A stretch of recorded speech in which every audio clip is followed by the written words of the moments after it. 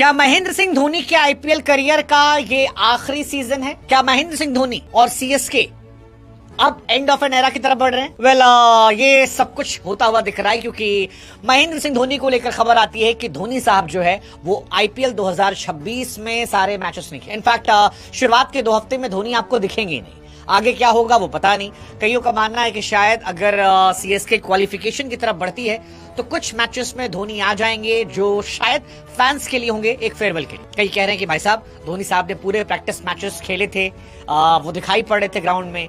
ये एक tactical decision हो सकता है कि ये सीएसके जो है वो अपनी बेस्ट 11 जो है वो छांट ले, क्योंकि धोनी के रहने से बेस्ट 11 फिलहाल मुश्किल दिख रही है। अगर धोनी खेलते हैं तो एक खिलाड़ी जो है वो थोड़ा प्रेशर लेके आ रहा था, और इस साल सीएसके चाहती है कि वो जीत जाए।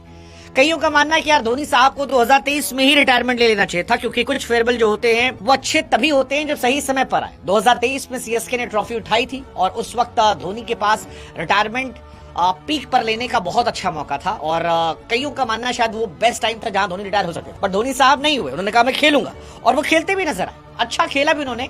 यश दयाल वाला भी जो अगला सीजन था उसमें एक छक्का मारा था, दूसरे पर बाउंड्री लाइन पर अगर कैच ना हुए होते तो शायद वो क्वालिफाई कर जाते, कहानी अलग हो जाती। लेकिन बीते साल 2025 में जब सीएसके 10 नंबर पर जाती है तो ये सवाल उठता है कि धोनी क्या रिटायर हो जाएंगे? सीएसके ने अपनी पूरी टीम बदल कर रख दी है। अब एक बिल्कुल नई टीम जो है वो आपको दिखाई पड़ रही, जहां पर पापा जी के जमाने के लोग कम हैं और नए जमाने के बच्चों को ज्यादा जगह दी गई। अब सवाल ये है कि क्या धोनी की ये स्ट्रेटजी है कि मैं फिलहाल अपने आप को टीम से थोड़ा पीछे कर लूं, संजू सैमसन जैसा एक्सपीरियंस जब आ गया है, विकेट कीपर जिस पर हम भरोसा कर सकते हैं, तो क्यों ना इनके साथ हम जाने दें और ये मिलकर एक बेहतर टीम बनाएं। अब अगर धोनी साहब नहीं होते तो टीम क्या होती है? देखिए, अगर धोनी साहब नहीं होते तो मेरे लिए ओपनर संजू सैमसन, ऋतुराज गायकवाड़ होते, 3 नंबर पर महात्रे होते, 4 नंबर पर डेवॉल्ट ब्रेविस होते, 5 पर दुबे होते, 6 नंबर पर शायद मैं कार्तिक शर्मा, प्रशांत वीर या फिर उर्विल पटेल में किसी को खिलाता। मोस्ट प्रॉब्ली मैं शायद प्रशांत वीर के साथ जाता। 7 नंबर पर मैं थालाव खिलाता। 8 नंबर पर शायद मेरे लिए नूर अहमद आते, 9 पर अंशुल कंबोज, 10 पर मैट हेनरी या ओवर्टन को मैं बुला लेता, और 11 पर खलील अहमद। ये मेरी प्लेइंग 11। लेकिन अगर धोनी साहब को आप बाहर भेज देते हैं टीम से, और अगर धोनी इस टीम का हिस्सा नहीं होते हैं, तो फिर ये टीम जो है ये बदल जाएगी। फिर आपके पास एक एक्स्ट्रा ऑप्शन होगा एक नए यंगस्टर को मौका देने का, जो किसी एक बॉलर को भी मौका दे सकता है। जैसे अगर टीम की बात की जाए तो फिर संजू सैमसन, ऋतुराज गायकवाड़ ओपन करेंगे। 3 नंबर पर आपके पास आयुष महात्रे आ जाएंगे। 4 नंबर पर अभी भी मैं ब्रेविस के साथ जाना चाहूंगा। 5 नंबर पर शिवम दुबे के साथ में जाऊंगा। लेकिन 6 नंबर पर मेरे पास ऑप्शन होगा उर्विल पटेल या सरफराज खान को खिलाने का, जो धोनी साहब के रहते पॉसिबल नहीं था। तो उर्विल पटेल या सरफराज खान में से कोई एक खेल लेगा। 7 नंबर पर फिर मेरे पास कार्तिक वीर या प्रशांत में किसी एक को मैं खिला सकता हूँ।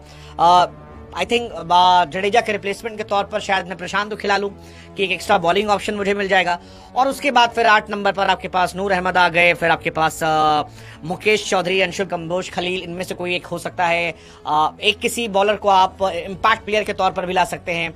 कुल मिलाकर आपकी टीम जो है वो एक ठीक ठाक टीम नजर आ रही है, जो बेहतर हो जाएगी। मेरे हिसाब से शायद यही स्ट्रेटेजी जो है सीएसके अपनाना चाहती है, और धोनी साहब की जो सेहत की खबर है वो शायद इस बार प्लांट की गई है। ऐसा हो सकता है, क्योंकि बहुत सारे सीएसके के फैंस का ये मानना है कि धोनी साहब ग्राउंड में फिट दिख रहे थे, कोई साइन नहीं था डिस्कम्फर्ट का, इंजरी का, वो खेल सकते थे। लेकिन एक लार्जर स्ट्रेटजी का हिस्सा हो सकता है, और उस स्ट्रेटजी में धोनी साहब जो है वो शायद ब्रेक ले रहे हों। अब सवाल ये कि आपको क्या लगता है कि सीएसके जो है वो इस साल क्वालिफाई करेगी?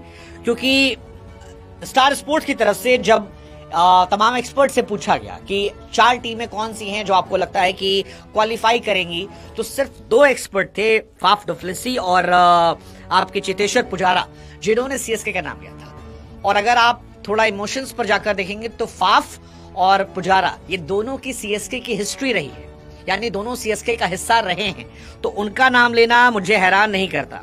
जबकि हरभजन सिंह की बात कर ली जाए, आकाश चोपड़ा की बात की जाए, मोहम्मद कैफ की बात की जाए, विहारी की बात की जाए, पीयूष चावला, सबा करीम, इनफैक्ट और भी कई लोग हैं, उन्होंने नाम नहीं लिया। नाम उन्होंने लिया जो सीएसके से जुड़े हुए थे, जैसे लक्ष्मीपति बालाजी, उन्होंने इसका नाम लिया कि सीएसके क्वालिफाई करेगी। तो ये वो प्लेयर हैं जो मतलब सीएसके से प्रत्यक्ष अप्रत्यक्ष तौर पर जुड़े रहे। हालांकि मुझे पर्सनली लगता है कि सीएसके एक सॉलिड टीम है, और संजू सैमसन के आने से ये टीम बहुत स्टेबल हो जाएगी। और ऋतुराज गायकवाड़ एक कंसिस्टेंट प्लेयर हैं, तो ये दो बहुत सॉलिड हो गए। 3 नंबर पर आपके पास एक सॉलिड प्लेयर है आयुष महात्रे। अगर आयुष फ्लॉप होते तो आप उर्विल पटेल को भी ऊपर ला सकते हो, तो ये भी सॉलिड है। 4 पर ब्रेविस बहुत तगड़े प्लेयर हैं, वर्ल्ड के one of the finest hitter हैं। 5 पर शिवम दुबे अभी करंट में लकी चार्म है और जबरदस्त प्लेयर है, मतलब ना उनका फेलियर होता है ना उनका लेग चलता है, वो उनकी एक अलग थ्योरी है। फिर 2 लड़के आपके पास आते हैं जो इस टीम में एडजस्ट हो सकते हैं, कार्तिक या प्रशांत में, जिसको आप मौका देते हो या उर्विल को मौका देते हो या सरफराज को मौका देते हो, तो उन्हें आप चांसेस दे सकते हो, खासतौर पर नए 2 लड़के जो आपने लाए हैं। और बॉलिंग जो है वो भी आपकी ठीक है, मतलब Matt Henry is a good bowler, मुझे मैट हेनरी एज अ गेंदबाज बहुत पसंद है। अंशुल कंबोज एक अच्छे बॉलर है, अच्छा उन्होंने किया है। खलील जो है वो भी बेहतर बॉलर है। मुकेश चौधरी, फिर आपके पास प्रशांत हो गए, फिर आपके पास नूर अहमद जैसा बॉलर है, आपके पास राहुल चहर है। So overall they have a decent bowling lineup also, but उनकी बैटिंग जो है वो बहुत सॉलिड है। हालांकि सीएसके के लिए ये एंड ऑफ एन एरा है, क्योंकि अब ना इस टीम में धोनी है, ना इस टीम में रैना है और ना इस टीम में जड्डू है। एक नए दौर की शुरुआत हो रही है। हालांकि संजू सैमसन के आने से इसकी पॉपुलैरिटी पर शायद उतना फर्क ना पड़े, बिकॉज संजू को भी आज के जमाने में बहुत लोग पसंद करते हैं और अभी सबसे हॉट टॉपिक वो है। ऐसे में शायद सीएसके की फैन फॉलोइंग कम ना हो, थाला आपको ग्राउंड पर दिखाई पड़े, but it's actually end of an era. What you think?